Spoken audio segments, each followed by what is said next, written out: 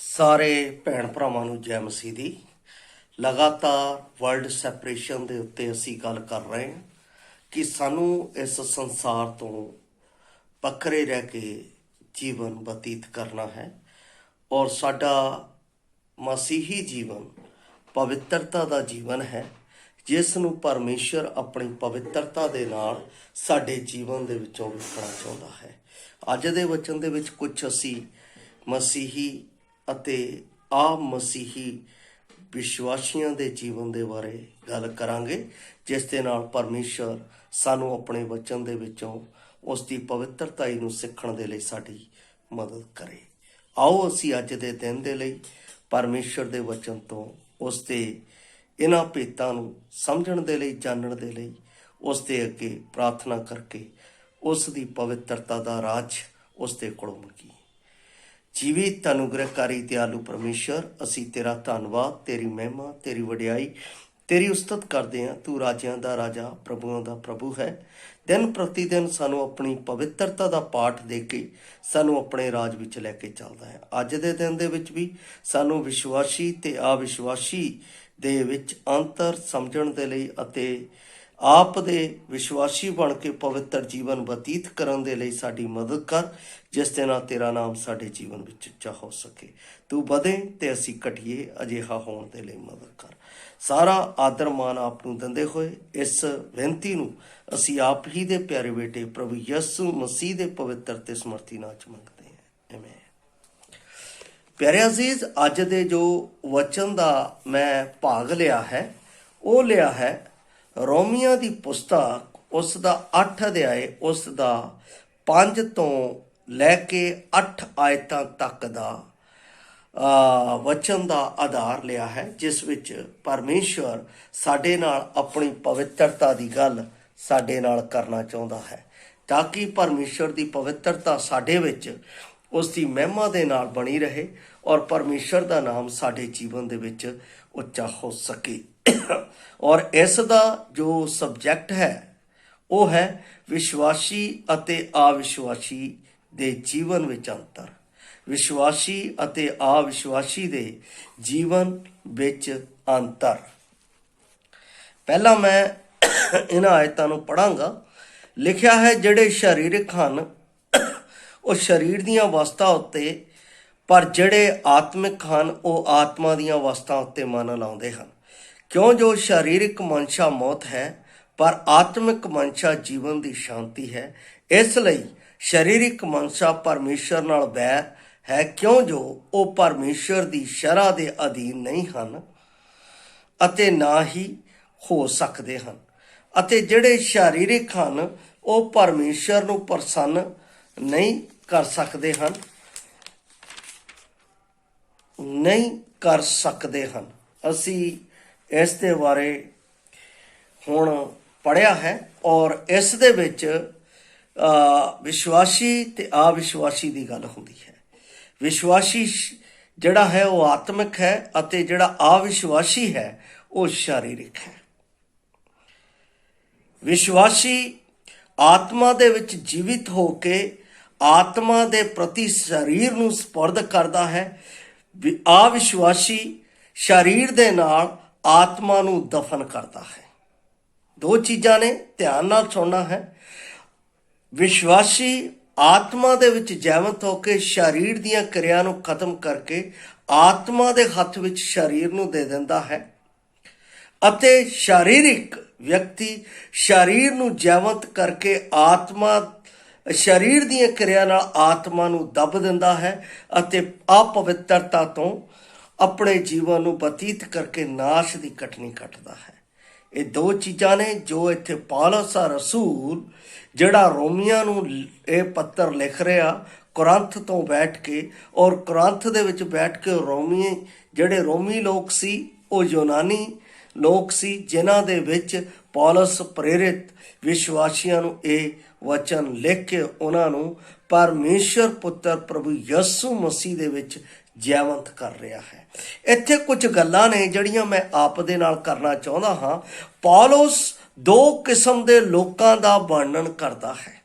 ਇੱਥੇ ਦੋ ਕਿਸਮ ਦੇ ਲੋਕਾਂ ਦਾ ਵਰਣਨ ਕਰਦਾ ਹੈ, ਇੱਕ ਸ਼ਾਰੀਰਿਕ ਹੈ, ਇੱਕ ਆਤਮਿਕ ਹੈ। ਸ਼ਾਰੀਰਿਕ ਜਿਹੜੇ ਹੈ ਉਹ ਸੰਸਾਰ ਦੀਆਂ ਗੱਲਾਂ ਦੇ ਨਾਲ, ਸੰਸਾਰ ਦੀਆਂ ਵਸਤਾਂ ਦੇ ਨਾਲ, ਸੰਸਾਰ ਦੇ ਵਿਚਾਰਾਂ ਦੇ ਨਾਲ, ਸੰਸਾਰ ਦੀ ਗੰਦਗੀ ਦੇ ਨਾਲ ਆਪਣਾ ਜੀਵਨ ਬਤੀਤ ਕਰਨਾ ਚਾਹੁੰਦੇ ਆ। ਆਤਮਿਕ ਜਿਹੜੇ ਨੇ, ਆਤਮਿਕ ਜਿਹੜੇ ਸਰੀਰ ਦੇ ਵਿੱਚ ਹੋ ਕੇ ਜਿੰਦੇ ਨੇ, ਉਹ ਸਰੀਰ ਦੀਆਂ ਕਿਰਿਆਵਾਂ ਨੂੰ ਖਤਮ ਕਰਕੇ ਪਰਮੇਸ਼ਰ ਦੇ ਵਚਨ ਦੇ ਨਾਲ, ਪਰਮੇਸ਼ਰ ਦੀ ਪਵਿੱਤਰਤਾ ਦੇ ਨਾਲ, ਪਰਮੇਸ਼ਰ ਦੀ ਧਾਰਮਿਕਤਾ ਦੇ ਨਾਲ, ਪਰਮੇਸ਼ਰ ਦੀ ਆਤਮਿਕਤਾ ਦੇ ਨਾਲ ਜੀਵਨ ਬਤੀਤ ਕਰਨਾ ਚਾਹੁੰਦੇ ਹਾਂ। ਇੱਥੇ ਅਸੀਂ ਦੋ ਗੱਲਾਂ, ਦੋ ਕਿਰਿਆਵਾਂ ਦੇ ਉੱਤੇ ਕੰਮ ਕਰਦਿਆਂ ਹੋਇਆ ਦੇਖਦੇ ਹਾਂ, ਇੱਕ ਅਵਿਸ਼ਵਾਸੀ, ਇੱਕ ਵਿਸ਼ਵਾਸੀ। ਔਰ ਇਸ ਵਿੱਚ ਅਸੀਂ ਪੌਲਸ ਰਸੂਲ ਦੀਆਂ ਜਿਹੜੀਆਂ ਗੱਲਾਂ ਦੇਖਦੇ ਹਾਂ ਕਿ ਦੋ ਕਿਸਮ ਦੇ ਜਿਹੜੇ ਲੋਕ ਹੈ ਜਿਨ੍ਹਾਂ ਦਾ ਵਰਣਨ ਹੈ, ਉਹ ਜਿਹੜੇ ਸਵਾਰਥੀ ਇੱਛਾਵਾਂ ਵਿੱਚ ਖਿੱਚੇ ਜਾਂਦੇ ਨੇ ਅਤੇ ਉਹਦੇ ਪਿੱਛੇ ਚੱਲਦੇ ਨੇ, ਜਿਹੜੀਆਂ ਵਿਦਰੋਹੀ ਸੁਭਾਅ ਤੋਂ ਆਉਂਦੀਆਂ ਹਨ, ਅਤੇ ਉਹ ਜਿਹੜੇ ਪਵਿੱਤਰ ਆਤਮਾ ਦੀ ਸ਼ਕਤੀ ਅਤੇ ਅਗਵਾਈ ਵਿੱਚ ਜੀਵਨ ਬਿਤਾਉਂਦੇ ਤਾਂ ਹਨ, ਪਰ ਪਾਪੀ ਸੁਭਾਅ ਦੇ ਅਨੁਸਾਰ, ਪਰ ਪਾਪੀ ਸੁਭਾਅ ਦੇ ਅਨੁਸਾਰ। ਕਹਿਣ ਨੂੰ ਉਹ ਵਿਸ਼ਵਾਸੀ ਹੈ, ਪਰ ਉਹਨਾਂ ਦਾ ਜੀਵਨ ਪਾਪ ਦੇ ਨਾਲ ਸੰਬੰਧਿਤ ਹੈ। ਉਹ ਸੰਸਾਰ ਦੀ ਕਿਰਿਆ ਦੇ ਨਾਲ ਕੰਮ ਕਰਦੇ ਆ, ਉਹਨਾਂ ਦੇ ਅਨੁਸਾਰ ਜੀਵਨ ਬਿਤਾਉਣਾ ਚਾਹੁੰਦੇ ਆ।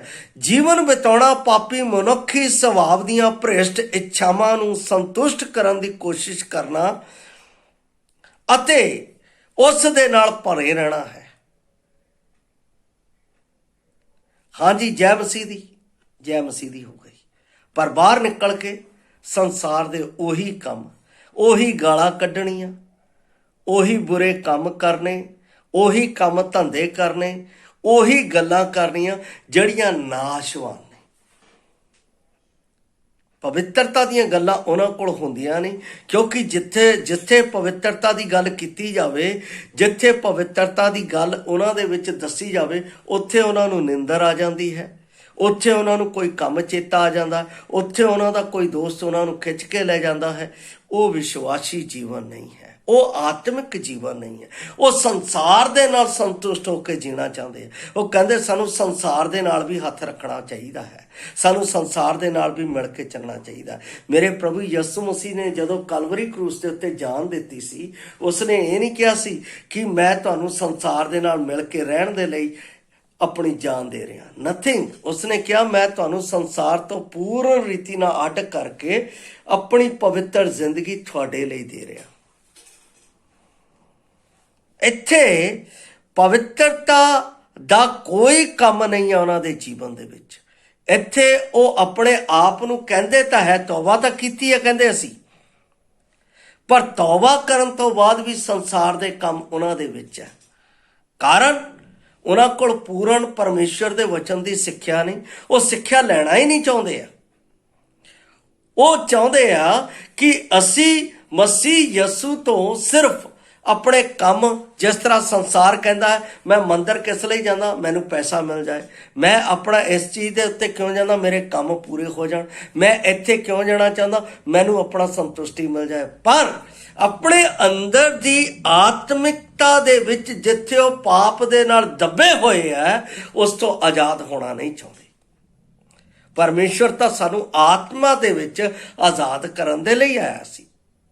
ਇਸ ਲਈ ਤਾਂ ਅਸੀਂ ਜਦੋਂ ਯਹੋਨਾ ਦੀ ਅੰਜੀਲ ਉਸ ਦਾ 8 ਅਧਿਆਏ ਪੜ੍ਹਦੇ ਹਾਂ ਤਾਂ ਉਸ ਵਿੱਚ ਪਰਮੇਸ਼ਰ ਪੁੱਤਰ ਸਾਨੂੰ ਸਾਫ਼ ਰੀਤੀ ਨਾਲ ਗੱਲ ਕਰਦਾ ਹੈ। ਜਦੋਂ ਮੈਂ 8 ਦਾ 32 ਆਪ ਦੇ ਨਾਲ ਪੜ੍ਹਦਾ ਹਾਂ,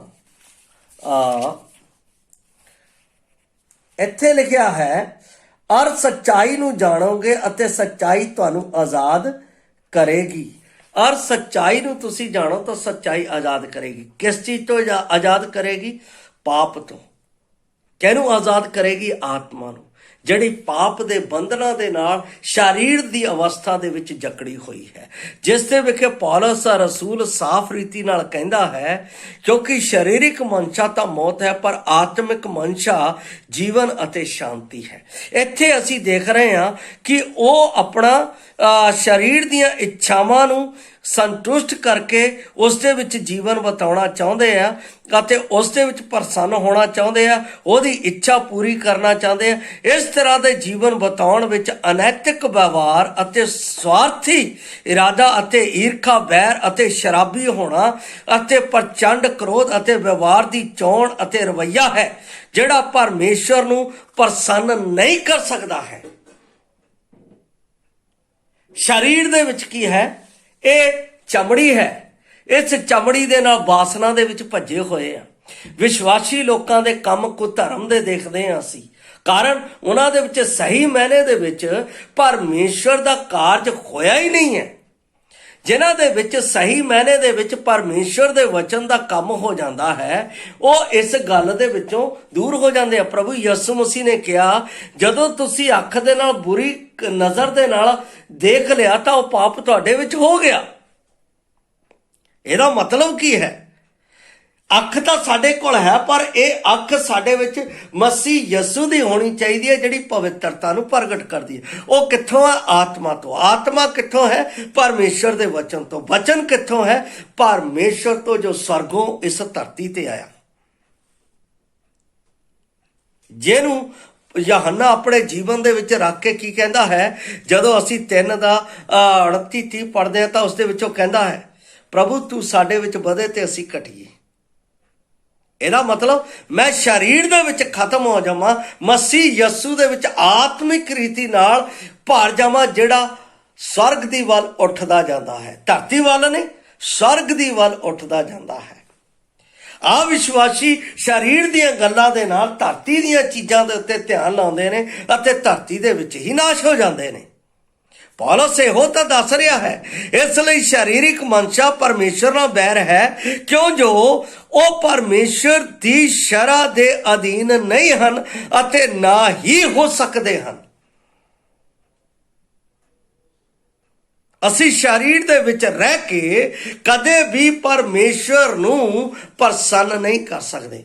ਪੌਲਸ ਰਸੂਲ ਗਲਾਤੀਆਂ ਦੇ ਵਿੱਚ ਸਰੀਰ ਦੇ ਬਾਰੇ ਕੀ ਗੱਲ ਕਰ ਰਿਹਾ ਹੈ, ਮੈਂ ਆਪ ਦੇ ਲਈ ਇੱਥੇ ਪੜ੍ਹਦਾ ਹਾਂ। ਕਹਿੰਦਾ ਹੈ, ਪਹਿਲੀ ਗੱਲ 16 ਤੋਂ 17 ਤੱਕ 16-17 ਪੜ੍ਹ ਰਿਹਾ। ਮੈਂ ਆਖਦਾ ਹਾਂ ਤੁਸੀਂ ਆਤਮਾ ਦੁਆਰਾ ਚੱਲੋ। ਪੌਲਸ ਦੀ ਪਹਿਲੀ ਥਿੰਕ ਇਹੀ ਹੈ ਵਿਸ਼ਵਾਸੀਆਂ ਦੇ ਲਈ, ਮੈਂ ਚਾਹੁੰਦਾ ਹਾਂ ਕਿ ਤੁਸੀਂ ਆਤਮਾ ਦੁਆਰਾ ਚੱਲੋ ਤਾਂ ਸਰੀਰ ਦੇ ਵਿਸ਼ਿਆਂ ਨੂੰ ਕਦੇ ਪੂਰਾ ਨਾ ਕਰੋਗੇ। ਤੁਸੀਂ ਆਤਮਾ ਨਾਲ ਚੱਲੋ ਤਾਂ ਸਰੀਰ ਦੇ ਵਿਸ਼ਿਆਂ ਨੂੰ ਕਦੇ ਪੂਰਾ ਨਹੀਂ ਕਰੋਗੇ, ਕਿਉਂਕਿ ਆਤਮਾ ਦੀ ਇੱਛਾ ਤਾਂ ਪਰਮਾਤਮਾ ਨੂੰ ਮਿਲਣ ਦੀ ਹੈ। ਆਤਮਾ ਦੀ ਇੱਛਾ ਤਾਂ ਪਰਮੇਸ਼ਰ ਵਿੱਚ ਪਵਿੱਤਰ ਰਹਿਣ ਦੀ ਹੈ। ਆਤਮਾ ਦੀ ਇੱਛਾ ਤਾਂ ਪਰਮੇਸ਼ਰ ਨਾਲ ਪਿਆਰ ਕਰਨ ਦੀ ਹੈ। ਆਤਮਾ ਦੀ ਇੱਛਾ ਤਾਂ ਪਰਮੇਸ਼ਰ ਦੀ ਸੱਤ ਦੇ ਉੱਤੇ ਚੱਲਣ ਦੀ ਹੈ। ਆਤਮਾ ਦੀ ਇੱਛਾ ਤਾਂ ਪਰਮੇਸ਼ਰ ਦੇ ਆਨੰਦ ਨੂੰ ਪ੍ਰਾਪਤ ਕਰਨ ਦੀ ਹੈ। ਆਤਮਾ ਦੀ ਇੱਛਾ ਤਾਂ ਪਰਮੇਸ਼ਰ ਦੀ ਸ਼ਾਂਤੀ ਵਿੱਚ ਰਹਿਣ ਦੀ। ਅਸੀਂ ਕਿਹੜੀ ਸ਼ਾਂਤੀ ਦੇ ਮਗਰ ਚੱਲੇ ਹਾਂ? ਕਿਹੜੇ ਪਿਆਰ ਦੇ ਮਗਰ ਚੱਲੇ ਹਾਂ? ਕਿਹੜੇ ਸੱਤ ਦੇ ਮਗਰ ਚੱਲੇ ਹਾਂ? ਸੰਸਾਰ ਦੇ, ਜਿਹੜਾ ਅੱਜ ਹੈ ਤੇ ਕੱਲ ਨਸ਼ਟ ਹੋ ਜਾਏਗਾ। ਇਸ ਲਈ ਪਿਆਰੋ, ਪੌਲਸ ਇੱਥੇ ਇਹੀ ਕਹਿੰਦਾ ਹੈ, ਜੇ ਤੁਸੀਂ ਆਤਮਾ ਦੇ ਰਾਹੀਂ ਚੱਲੋਗੇ ਤਾਂ ਸਰੀਰ ਦੇ ਵਿਸ਼ਿਆਂ ਨੂੰ ਕਦੇ ਪੂਰਾ, ਕਿਉਂ ਜੋ ਸਰੀਰ ਆਤਮਾ ਦੇ ਵਿਰੁੱਧ ਅਤੇ ਆਤਮਾ ਸਰੀਰ ਦੇ ਵਿਰੁੱਧ ਲੋਚਦਾ ਹੈ, ਕਿਉਂ ਜੋ ਇਹ ਇੱਕ ਦੂਏ ਦੇ ਵਿਰੁੱਧ ਹਨ, ਤਾਂ ਜੋ ਤੁਸੀਂ ਜੋ ਚਾਹੁੰਦੇ ਹੋ ਨਾ ਕਰੋ। ਇਸ ਦੇ ਬਾਰੇ ਜਦੋਂ ਅਸੀਂ ਰੋਮੀਆਂ ਦੀ ਪੁਸਤਕ 7 ਅਧਿਆਏ ਦੇ ਵਿੱਚ ਜਾਂਦੇ ਹਾਂ ਤਾਂ ਪੌਲਸ ਉੱਥੇ ਦੱਸਦਾ ਹੈ, ਮੇਰੇ ਸਰੀਰ ਦੇ ਵਿੱਚ ਇੱਕ ਲੜਾਈ ਲੱਗੀ ਹੋਈ ਆ। ਕਾਹਦੀ ਲੜਾਈ ਚੱਲੀ ਹੈ? ਉਹ ਵੀ ਬਾਈਬਲ ਦੇ ਵਿੱਚ ਮੈਂ ਆਪ ਦੇ ਨਾਲ ਦੱਸ ਦਿੰਦਾ ਹਾਂ ਕਿਸ ਚੀਜ਼ ਦੀ ਲੜਾਈ ਚੱਲੀ ਹੈ। ਕਹਿੰਦਾ ਹੈ 16 ਆਇਤ ਦੇ ਵਿੱਚ 7, ਪਰ ਮੈਂ ਉਹ ਕਰਦਾ ਹਾਂ ਜੋ ਨਹੀਂ ਚਾਹੁੰਦਾ ਹਾਂ, ਤਾਂ ਮੈਂ ਸ਼ਰ੍ਹਾ ਨੂੰ ਮੰਨ ਲੈਂਦਾ ਹਾਂ ਭਾਈ ਉਹ ਚੰਗੀ ਹੈ। ਸੋ ਹੁਣ ਮੈਂ ਤਾਂ ਉਹਦੇ ਕਰਨ ਵਾਲਾ ਨਹੀਂ, ਸਗੋਂ ਪਾਪ ਹੈ ਜਿਹੜਾ ਮੇਰੇ ਵਿੱਚ ਵਸਦਾ। ਮੈਂ ਜਾਣਦਾ ਹਾਂ ਭਾਈ ਮੇਰੇ ਅੰਦਰ ਅਰਥਾਤ ਮੇਰੇ ਸਰੀਰ ਦੇ ਅੰਦਰ ਭਲੀ ਗੱਲ ਹੈ ਹੀ ਨਹੀਂ। ਇਰਾਦਾ ਕਰਨਾ ਤਾਂ ਮੇਰੇ ਅੰਦਰ ਹੈ, ਪਰ ਭਲਾ ਕਰਨਾ ਹੈ ਹੀ ਨਹੀਂ। ਆ ਵਿਸ਼ਵਾਸੀ ਦੇ ਵਿੱਚ ਇਹ ਗੱਲ ਆ ਜਾਂਦੀ ਹੈ। ਵਿਸ਼ਵਾਸੀ ਜਦੋਂ ਆਪਣਾ ਚੱਲਦਾ ਹੈ, ਉਹਦੇ ਅੱਗੇ ਪਰਮੇਸ਼ਰ ਦਾ ਵਚਨ ਹੈ ਤਾਂ ਪਰਮੇਸ਼ਰ ਦਾ ਵਚਨ ਕਹਿੰਦਾ ਨਹੀਂ ਭਾਈ ਇਹ ਗਲਤ ਹੈ, ਨਾ ਕਰੀ। ਕਿਉਂ? ਜਦੋਂ ਅਸੀਂ ਜ਼ਬੂਰ 119 ਉਸ ਦਾ 11 ਪੜ੍ਹਦੇ ਹਾਂ ਤਾਂ ਉਹਦੇ 'ਚ ਲਿਖਿਆ ਹੈ, ਕੀ ਲਿਖਿਆ ਹੈ? ਲਿਖਿਆ ਹੈ ਕਿ ਤੇਰਾ ਵਚਨ ਮੈਂ ਆਪਣੇ ਦਿਲ ਵਿੱਚ ਵਸਾ ਲਿਆ ਹੈ ਕਿ ਤੇਰੇ ਵਿਰੁੱਧ ਪਾਪ ਨਾ ਕਰਾਂ। ਇਹਦਾ ਮਤਲਬ ਜਦੋਂ ਪਰਮੇਸ਼ਰ ਦਾ ਵਚਨ ਮੇਰੇ ਵਿੱਚ ਆ ਗਿਆ, ਜਦੋਂ ਮੈਂ ਸਰੀਰ ਦੇ ਨਾਲ ਇਸ ਸੰਸਾਰ ਦੇ ਵਿੱਚ ਵੇਖਾਂਗਾ ਤਾਂ ਮੇਰੇ ਅੰਦਰੋਂ ਵਚਨ ਕਰੇਗਾ, ਨਹੀਂ, ਆਤਮਾ ਦੇ ਨਾਲ ਚੱਲ, ਸਰੀਰ ਦੇ ਨਾਲ ਨਹੀਂ। ਤਾਂ ਉੱਥੇ ਆ ਜਾਂਦਾ ਵਰਲਡ ਸੈਪਰੇਸ਼ਨ। ਫਿਰ ਉਹ ਮੈਨੂੰ ਦੱਸ ਦਿੰਦਾ ਇਹ ਸੰਸਾਰ ਦਾ ਹੈ, ਸੰਸਾਰ ਦੇ ਮਗਰ ਨਹੀਂ, ਉਹਦੇ ਮਗਰ ਚੱਲ ਜਿਹਨੇ ਮੈਨੂੰ ਜੀਵਨ ਦਿੱਤਾ ਹੈ, ਜਿਹੜਾ ਮੈਨੂੰ ਅਨੰਤ ਜੀਵਨ ਦੇ ਵਿੱਚ ਲੈ ਕੇ ਜਾਵੇਗਾ। ਜਿਹਨੇ ਮੈਨੂੰ ਜੀਵਨ ਦਿੱਤਾ ਹੈ ਅਤੇ ਮੈਨੂੰ ਅਨੰਤ ਜੀਵਨ ਦੇ ਵਿੱਚ ਲੈ ਕੇ ਜਾਵੇਗਾ। ਮੈਂ ਉਸ ਜਿਉਂਦੀ ਆਸ ਦੇ ਲਈ ਇਸ ਧਰਤੀ ਦੇ ਵਿੱਚ ਪਰਮੇਸ਼ਰ ਦੇ ਵਚਨ ਦੇ ਨਾਲ ਜੀਵਨ ਬਤੀਤ ਕਰ ਰਿਹਾ। ਜਦੋਂ ਮੈਂ ਜੀਵਨ ਬਤੀਤ ਕਰਦਾ ਹੋਇਆ ਚੱਲਾਂਗਾ, ਜਦੋਂ ਆਵੇਗਾ ਤਾਂ ਮੈਨੂੰ ਆਪਣੇ ਨਾਲ ਲੈ ਲਵੇਗਾ। ਕੀ ਤੁਹਾਡੇ ਵਿੱਚ ਇਹ ਗੱਲ ਹੈ ਕਿ ਜਦੋਂ ਮੇਰਾ ਪ੍ਰਭੂ ਆਵੇਗਾ ਤਾਂ ਮੈਂ ਉਹਦੇ ਨਾਲ ਜਾਵਾਂਗਾ? ਮੈਂ ਇਸ ਗੱਲ ਦੇ ਵਿੱਚ ਦ੍ਰਿੜ ਵਿਸ਼ਵਾਸ ਅਤੇ ਦ੍ਰਿੜ ਇਰਾਦਾ ਰੱਖਦਾ ਹਾਂ। ਕਿਉਂ? ਕਿਉਂਕਿ ਮੈਨੂੰ ਪਤਾ ਹੈ ਕਿ ਸਰੀਰ ਦੇ ਨਾਲ ਮੈਨੂੰ ਕੋਈ ਲਾਭ ਨਹੀਂ, ਆਤਮਾ ਦੇ ਵਿੱਚ ਮੈਨੂੰ ਲਾਭ ਹੈ, ਕਿਉਂਕਿ ਮੈਂ ਆਪਣੇ ਉਸ ਪਰਮੇਸ਼ਰ ਨੂੰ ਵੇਖਾਂਗਾ ਜਿਸ ਨੂੰ ਬਾਬੇ ਆਦਮ ਦੇ ਕਾਰਨ ਮੈਂ ਖੋ ਚੁੱਕਾ ਸੀ। ਮੇਰੇ ਮਨ ਦੇ ਵਿੱਚ ਇੱਕ ਤੀਵਰ ਇੱਛਾ ਰਹਿੰਦੀ ਹੈ ਕਿ ਮੈਂ ਪਰਮੇਸ਼ਰ ਨੂੰ ਵੇਖਾਂਗਾ, ਜਿਸ ਤਰ੍ਹਾਂ ਮੂਸਾ ਨੇ ਕਿਹਾ ਪਰਮੇਸ਼ਰ ਮੈਨੂੰ ਆਪਣਾ ਦਰਸ਼ਨ ਦੇ। ਪਰ ਪ੍ਰਭੂ ਯਿਸੂ ਮਸੀਹ ਦੇ ਵਿੱਚ ਮੈਂ ਉਸ ਨੂੰ ਵੇਖਾਂਗਾ, ਮੈਨੂੰ ਪੂਰਨ ਯਕੀਨ ਹੈ। ਕਿਉਂਕਿ ਬਾਈਬਲ ਦੇ ਵਿੱਚ ਇਸ ਦੇ ਬਾਰੇ ਕੀ ਲਿਖਿਆ ਹੈ, ਮੈਂ ਉਹ ਵੀ ਆਪ ਦੇ ਨਾਲ ਪ੍ਰਕਾਸ਼ ਦੀ ਪੋਥੀ ਦੇ ਵਿੱਚ ਪੜ੍ਹ ਦੇਵਾਂਗਾ ਕਿ ਉਸ ਦੇ ਨਾਲ ਮੈਨੂੰ ਬਹੁਤ ਹੀ ਆਨੰਦ ਮਿਲਦਾ ਹੈ ਜਦੋਂ ਮੈਂ ਇਸ ਗੱਲ ਨੂੰ ਪੜ੍ਹਦਾ ਹਾਂ। ਮੈਂ ਆਪ ਦੇ ਲਈ 21 ਅਧਿਆਏ ਪ੍ਰਕਾਸ਼ ਦੀ ਪੋਥੀ ਉਸ ਦੀ 3 ਆਇਤ ਪੜ੍ਹਨ ਜਾ ਰਿਹਾ। ਬੜਾ ਪਿਆਰਾ ਲੱਗਦਾ ਹੈ ਇਹ ਖੰਡ। ਜੇ ਤੁਸੀਂ ਸਮਝੋਗੇ ਤਾਂ ਤੁਹਾਨੂੰ ਵੀ ਪਿਆਰਾ ਲੱਗੇਗਾ। ਔਰ ਇੱਕ ਗੀਤ ਹੈ, ਅਕਸਰ ਮੇਰੇ ਮਨ ਦੇ ਵਿੱਚ ਉਹ ਗੂੰਜਦਾ ਰਹਿੰਦਾ ਹੈ। ਉਹ ਇਸ ਗੱਲ ਨੂੰ ਗੂੰਜਦਾ ਰਹਿੰਦਾ ਹੈ, ਅਸੀਂ ਜਦੋਂ ਆਪਣੇ ਪਰਮੇਸ਼ਰ ਨੂੰ ਵੇਖਾਂਗੇ ਤਾਂ ਆਨੰਦ ਨਾਲ ਭਰ ਜਾਵਾਂਗੇ। ਆਨੰਦ, ਕਿਉਂਕਿ ਇਹ ਆਨੰਦ ਤਾਂ ਹੈ ਮਸੀਹ ਦੇ ਵਿੱਚ, ਪਰ ਉਹਨੂੰ ਵੇਖ ਕੇ ਹੋਰ ਜ਼ਿਆਦਾ ਆਨੰਦ ਨੂੰ ਭਰ ਜਾਵਾਂਗੇ। ਮੈਂ ਇੱਕ ਚੀਜ਼ ਦੇਖਦਾ ਹਾਂ, ਜਦੋਂ ਦੁਲਹਾ ਆਪਣੀ ਦੁਲਹਨ ਨੂੰ ਦੇਖਦਾ ਹੈ ਅਤੇ ਦੁਲਹਨ ਜਦੋਂ ਦੁਲਹੇ ਨੂੰ ਦੇਖਦੀ ਹੈ ਤਾਂ ਆਨੰਦ ਦੇ ਨਾਲ ਭਰ ਜਾਂਦੇ ਹੈ। ਅਤੇ ਜਦੋਂ ਆਨੰਦ ਦੇ ਨਾਲ ਭਰ ਜਾਂਦੇ ਹੈ, ਜਦੋਂ ਉਹਨਾਂ ਦੇ ਵਿੱਚ ਵਾਚਾ ਆਉਂਦੀ ਹੈ ਤਾਂ ਸਹਿਮਤੀ ਜਤਾਉਂਦੇ ਆ। ਹਾਂ, ਮੈਂ ਇਸ ਦੇ ਲਈ ਸਹਿਮਤ ਹਾਂ। ਮੈਂ ਵੀ ਪਰਮੇਸ਼ਰ ਦੇ ਲਈ ਸਹਿਮਤ ਹਾਂ ਕਿ ਮੈਂ ਉਹਦੇ ਨਾਲ ਬਦਲਾਂ ਦੇ ਵਿੱਚ ਮਿਲਾਂ ਅਤੇ ਉਸ ਦੇ ਨਾਲ ਉਸ ਦੇ ਸੰਗ ਰਹਾਂ। ਮੈਂ 3 ਆਇਤ ਪੜ੍ਹਨ ਜਾ ਰਿਹਾ ਹਾਂ। 21:3 ਪ੍ਰਕਾਸ਼ ਦੀ ਪੋਥੀ। ਇੱਥੇ ਲਿਖਿਆ ਹੈ, ਅਤੇ ਮੈਂ ਸਿੰਘਾਸਨ ਤੋਂ ਇੱਕ ਵੱਡੀ ਆਵਾਜ਼ ਇਹ ਆਖਦੇ ਸੁਣੀ, ਭਾਈ ਵੇਖ, ਪਰਮੇਸ਼ਰ ਦਾ ਡੇਰਾ ਮਨੁੱਖਾਂ ਦੇ ਨਾਲ ਹੈ ਅਤੇ ਉਹ ਉਹਨਾਂ ਦੇ ਨਾਲ ਡੇਰਾ ਕਰੇਗਾ ਅਤੇ ਉਹ ਉਸ ਦੀ ਪ੍ਰਜਾ ਹੋਣਗੇ ਅਤੇ ਪਰਮੇਸ਼ਰ ਉਹਨਾਂ ਦਾ ਪਰਮੇਸ਼ਰ ਹੋ ਕੇ ਉਹਨਾਂ ਦੇ ਨਾਲ ਰਹੇਗਾ। ਔਰ ਉਸ ਦੇ ਨਾਲ ਮੈਂ 4 ਅਤੇ 5 ਆਇਤ ਪੜ੍ਹ ਰਿਹਾ 22 ਦੀ। ਇੱਥੇ ਲਿਖਿਆ ਹੈ, ਅਤੇ ਉਹ ਦਰਸ਼ਨ ਪਾਉਣਗੇ ਅਤੇ ਉਹਨਾਂ ਦਾ ਨਾਮ ਉਹਨਾਂ ਦੇ ਮੱਥਿਆਂ ਉੱਤੇ ਹੋਵੇਗਾ। ਹੁਣ ਅਗਾਹਾਂ ਨੂੰ ਨਾ ਰਾਤ ਹੋਵੇਗੀ ਅਤੇ ਉਹਨਾਂ ਦੇ ਨੂੰ ਦੀਵੇ ਦੀ ਲੋ, ਸਗੋਂ ਸੂਰਜ ਦੇ ਚਾਨਣ ਦੀ ਕੁਝ ਲੋੜ ਨਹੀਂ, ਕਿਉਂ ਜੋ ਪਰਮੇਸ਼ਰ ਉਹਨਾਂ ਨੂੰ ਚਾਨਣ ਕਰੇਗਾ ਅਤੇ ਉਹ ਯੁਗੋ ਯੁਗ ਰਾਜ ਕਰਨਗੇ। ਕਿੰਨੀ ਆਨੰਦ ਦੀ ਗੱਲ ਹੈ। ਕਾਹਦੇ ਵਿੱਚ ਹੈ? ਆਤਮਾ ਦੇ ਵਿੱਚ, ਸਰੀਰ ਵਿੱਚ ਨਹੀਂ। ਪਿਆਰੋ, ਇਹ ਸੈਪਰੇਸ਼ਨ ਹੈ। ਇਹ ਸੈਪਰੇਸ਼ਨ ਆਨੰਦ ਦਾ ਹੈ। ਸੰਸਾਰ ਦੇ ਲੋਕਾਂ ਨਾਲ ਇਹ ਆਨੰਦ ਨਹੀਂ। ਸੰਸਾਰ ਦੇ ਲੋਕਾਂ ਕੋਲ ਅੱਜ ਸਭ ਕੁਝ, ਇਸ ਦੁਨੀਆ ਦੀ ਸ਼ੋਹਰਤ ਹਾਸਲ ਕਰਨ ਦੀ ਕੋਸ਼ਿਸ਼ ਕਰ ਰਹੇ ਆ। ਪਰ ਮੇਰੇ ਪ੍ਰਭੂ ਨੇ ਵੀ, ਜਦੋਂ ਮੈਂ ਇਹ ਵਚਨ ਪਹਿਲਾਂ ਵੀ ਪੜ੍ਹ ਚੁੱਕਾ ਹਾਂ, ਜਦੋਂ ਮੈਂ 4:8 ਪੜ੍ਹਦਾ ਹਾਂ ਤਾਂ ਲਿਖਿਆ, ਸ਼ੈਤਾਨ ਫਿਰ ਉਸ ਨੂੰ ਇੱਕ ਵੱਡੇ ਪਹਾੜ ਉੱਤੇ ਲੈ ਗਿਆ ਅਤੇ ਜਗਤ ਦੀਆਂ ਸਾਰੀਆਂ ਪਾਤਸ਼ਾਹੀਆਂ ਅਤੇ ਜਲੋ ਥਲੋਂ ਨੂੰ ਵਿਖਾਇਆ। ਸਾਰਾ ਕੁਝ ਦਿਖਾਇਆ, ਧਨ ਦੌਲਤ ਰਾਜ ਐਸ਼ੋ ਇਸ਼ਰਤ ਸਭ ਕੁਝ ਦਿਖਾਇਆ। ਪਰ ਪ੍ਰਭੂ ਨੇ ਉਹਨੂੰ ਠੁਕਰਾ ਦਿੱਤਾ। ਕਿਉਂ ਠੁਕਰਾ ਦਿੱਤਾ? ਕਿਉਂਕਿ ਸਵਰਗ ਦਾ ਆਨੰਦ ਇਹਦੇ ਨਾਲੋਂ ਕਿਤੇ ਵੱਧ ਕੇ ਹੈ। ਜਦੋਂ ਪ੍ਰਕਾਸ਼ ਦੀ ਪੋਥੀ ਨੂੰ ਅਸੀਂ ਧਿਆਨ ਨਾਲ ਪੜ੍ਹੀਏ ਤਾਂ ਉੱਥੇ ਸਵਰਗ ਨਗਰੀ ਦਾ ਜੋ ਆਪਣਾ ਇਸ ਦੇ ਵਿੱਚ ਜ਼ਿਕਰ ਲਿਖਿਆ ਹੈ ਉਸ ਨੂੰ ਵੇਖ ਕੇ ਹੀ ਆਨੰਦ ਆ ਜਾਂਦਾ ਹੈ ਕਿ ਏਦਾਂ ਦੀ ਨਗਰੀ ਹੈ ਸਵਰਗ, ਜਿੱਥੇ ਸਾਨੂੰ ਮੇਰਾ ਪ੍ਰਭੂ ਜਦੋਂ ਆਏਗਾ ਮੈਨੂੰ ਉਸ ਜਗ੍ਹਾ ਦੇ ਉੱਤੇ ਲੈ ਕੇ ਜਾਏਗਾ ਅਤੇ ਮੈਂ ਉਸ ਜਗ੍ਹਾ ਦੇ ਵਿੱਚ ਉਸ ਦੇ ਵਿੱਚ ਅਧਿਕਾਰੀ ਹੋਵਾਂਗਾ ਯੁਗੋ ਯੁਗ ਦੇ ਲਈ, ਕਦੇ ਵੀ ਖਤਮ ਨਾ ਹੋਣ ਵਾਲਾ ਜੀਵਨ। ਪਿਆਰੋ, ਸਰੀਰ ਦੇ ਵਿੱਚ ਜ਼ਿੰਦਗੀ ਖਤਮ ਹੈ, ਇਸੇ ਕਰਕੇ ਉਹਨੇ ਕਿਹਾ ਅਤੇ ਜਿਹੜੇ ਸਰੀਰਕ ਹਨ ਉਹ ਪਰਮੇਸ਼ਰ ਨੂੰ ਪ੍ਰਸੰਨ ਨਹੀਂ ਕਰ ਸਕਦੇ, ਉਹਨੂੰ ਖੁਸ਼ ਨਹੀਂ ਕਰ ਸਕਦੇ। ਸਰੀਰਿਕ ਲੋਕ ਕਿਸੇ ਨੂੰ ਦੇਖਦੇ ਆ ਬਹੁਤ ਸੁੰਦਰ ਹੈ, ਲੈ ਮੇਰੇ 'ਚ ਸੁੰਦਰਤਾ ਕਿਉਂ ਨਹੀਂ? ਉਹ ਸਰੀਰ ਦੇ ਵਿੱਚ ਨਾਸ਼ ਹੋ ਰਹੇ। ਉਹ ਫਲਾਨੀ ਤੀਵੀਂ ਬਹੁਤ ਅੱਛੀ ਹੈ, ਉਹ ਕਾਸ਼ ਮੈਨੂੰ ਕਿਉਂ ਨਹੀਂ ਮਿਲੀ? ਆਪਣੀ 'ਚ ਸੰਤੁਸ਼ਟੀ ਨਹੀਂ, ਉਹ ਸਰੀਰਿਕ ਹੈ। ਉਹਦੇ ਕੋਲ ਇੰਨੀ ਧਨ ਦੌਲਤ ਮਾਇਆ ਕੋਠੀ ਹੈ, ਸਾਡੇ ਕੋਲ ਨਹੀਂ।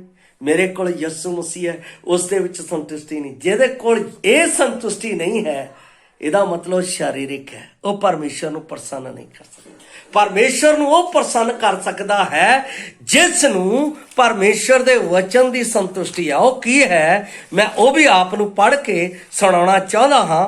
ਇਬਰਾਨੀਆਂ ਦੀ ਪੁਸਤਕ 13 ਅਧਿਆਏ ਉਸ ਦੀ 5 ਆਇਤ ਦੇ ਵਿੱਚ ਇਸ ਤਰ੍ਹਾਂ, ਇਬਰਾਨੀਆਂ ਦੀ ਪੁਸਤਕ 13 ਅਧਿਆਏ ਉਸ ਦੀ 5 ਆਇਤ ਮੈਂ ਆਪ ਦੇ ਲਈ ਪੜ੍ਹ ਰਿਹਾ ਹਾਂ। 13 ਦੀ 5 ਇੱਥੇ ਲਿਖਿਆ ਹੈ, ਤੁਸੀਂ ਮਾਇਆ ਦੇ ਲੋਭ ਤੋਂ ਰਹਿਤ ਰਹੋ। ਮਾਇਆ ਦਾ ਲੋਭ ਸਰੀਰਿਕ, ਮਾਇਆ ਦੇ ਲੋਭ ਤੋਂ ਰਹਿਤ ਰਹੋ। ਜੋ ਕੁਝ ਤੁਹਾਡੇ ਕੋਲ ਹੈ ਉਸ ਉੱਤੇ ਸੰਤੋਖ ਕਰੋ, ਕਿਉਂ ਜੋ ਉਹਨੇ ਆਪ ਆਖਿਆ ਹੈ, ਭਾਈ ਮੈਂ ਤੈਨੂੰ ਨਾ ਕਦੇ ਛੱਡਾਂਗਾ ਨਾ ਕਦੇ ਤਿਆਗਾਂਗਾ। ਇਹ ਕਿਹਨੂੰ ਤਸੱਲੀ ਦਿੱਤੀ ਹੈ? ਆਤਮਿਕ ਬੰਦੇ ਨੂੰ, ਜਿਹੜਾ ਆਤਮਾ ਦੇ ਨਾਲ ਪਿਆਰ ਕਰਦਾ ਹੈ, ਜਿਹੜਾ ਪਰਮੇਸ਼ਰ ਦੇ ਵਚਨ ਦੇ ਨਾਲ ਪਿਆਰ ਕਰਦਾ ਹੈ, ਜਿਹੜਾ ਪਰਮੇਸ਼ਰ ਦੀ ਸੰਗਤ ਨਾਲ ਪਿਆਰ ਕਰਦਾ ਹੈ, ਜਿਹੜਾ ਪਰਮੇਸ਼ਰ ਦੇ ਵਾਅਦਿਆਂ ਨਾਲ ਪਿਆਰ ਕਰਦਾ ਹੈ, ਜਿਹੜਾ ਪਰਮੇਸ਼ਰ ਦੇ ਕੀਤੇ ਹੋਏ ਕਲਵਰੀ ਕਰੂਸ ਦੇ ਉਸ ਕਾਰਜ ਦੇ ਨਿਮਿਤ ਆਪਣੇ ਆਪ ਨੂੰ ਧੰਨਵਾਦੀ ਬਣਾਉਂਦਾ ਹੈ, ਉਹ ਆਤਮਿਕ ਹੈ। ਜਿਹੜਾ ਸੰਸਾਰ ਦੀ ਮੋਹ ਮਾਇਆ ਦੇ ਵਿੱਚ ਚਲ ਜਾਂਦਾ ਹੈ, ਸੰਸਾਰ ਨੂੰ ਲੋਚਦਾ ਹੈ, ਮੇਰੇ ਪਿਆਰੇ ਅਜ਼ੀਜ਼, ਉਹ ਪਰਮੇਸ਼ਰ ਨੂੰ ਪ੍ਰਸੰਨ ਨਹੀਂ ਕਰ ਸਕਦਾ, ਉਹ ਪਰਮੇਸ਼ਰ ਨੂੰ ਖੁਸ਼ ਨਹੀਂ ਕਰ ਸਕਦਾ। ਉਹ ਆਪਣੇ ਜੀਵਨ ਦੇ ਵਿੱਚ ਇਸ ਧਰਤੀ ਦੇ ਵਿੱਚ ਜਦ ਤੱਕ ਸਾਹ ਹੈ ਉਦੋਂ ਤੱਕ ਉਸ ਦੀ ਖੁਸ਼ੀ ਦੇ ਵਿੱਚ ਰਹੇਗਾ, ਲੇਕਿਨ ਆਤਮਾ ਦੇ ਵਿੱਚ ਸੜੇਗਾ। ਜਿਸ ਤਰ੍ਹਾਂ ਧਨੀ ਵਿਅਕਤੀ ਅੱਗ ਦੇ ਵਿੱਚ ਸੜਿਆ, ਲਾਜ਼ਰ ਸਵਰਗ ਦੇ ਵਿੱਚ ਪਹੁੰਚ ਗਿਆ। ਫੈਸਲਾ ਤੁਸੀਂ ਕਰਨਾ ਹੈ ਕਿ ਮੈਂ ਵਿਸ਼ਵਾਸੀ ਦਾ ਜੀਵਨ ਬਤੀਤ ਕਰਨਾ ਹੈ ਜਾਂ ਅਵਿਸ਼ਵਾਸੀ ਦਾ। ਅਵਿਸ਼ਵਾਸੀ ਦਾ ਜੀਵਨ ਨਰਕ ਦੀ ਬਲਦੀ ਹੋਈ ਅੱਗ ਹੈ ਅਤੇ ਵਿਸ਼ਵਾਸੀ ਦਾ ਜੀਵਨ ਉਹ ਅਨੰਤ ਸਵਰਗ ਹੈ ਜਿੱਥੇ ਮੈਂ ਪ੍ਰਭੂ ਦੇ ਨਾਲ ਯੁਗੋ ਯੁਗ ਰਾਜ ਕਰਾਂਗਾ। ਫੈਸਲਾ ਤੁਸੀਂ ਕਰਨਾ ਹੈ। ਪਰਮੇਸ਼ਵਰ ਨੇ ਤੁਹਾਨੂੰ ਆਪਣੇ ਪੁੱਤਰ ਦੇ ਵਿੱਚ ਯੁਗੋ ਯੁਗ ਦਾ ਰਾਜ ਦੇ ਦਿੱਤਾ ਹੈ ਅਤੇ ਸਰੀਰ ਨੇ, ਇਸ ਸੰਸਾਰ ਨੇ ਬਲਦੀ ਹੋਈ ਨਰਕ ਦਾ ਅੱਗ ਦਾ ਜੀਵਨ ਤੁਹਾਡੇ ਲਈ ਰੱਖਿਆ ਹੈ। ਫੈਸਲਾ ਤੁਸੀਂ ਹੈ, ਤੁਸੀਂ ਕਿਸ ਨੂੰ ਪਸੰਦ ਕਰਨਾ ਹੈ। ਮੈਂ ਤਾਂ ਆਪਣਾ ਫੈਸਲਾ ਉਸ ਯੁਗੋ ਯੁਗ ਪਰਮੇਸ਼ਰ ਦੇ ਨਾਲ ਰਹਿਣ ਦਾ ਪਸੰਦ ਕੀਤਾ ਹੈ ਜਿਹੜਾ ਉਹਦੇ ਪਵਿੱਤਰ ਵਚਨ ਦੇ ਨਾਲ ਹੈ।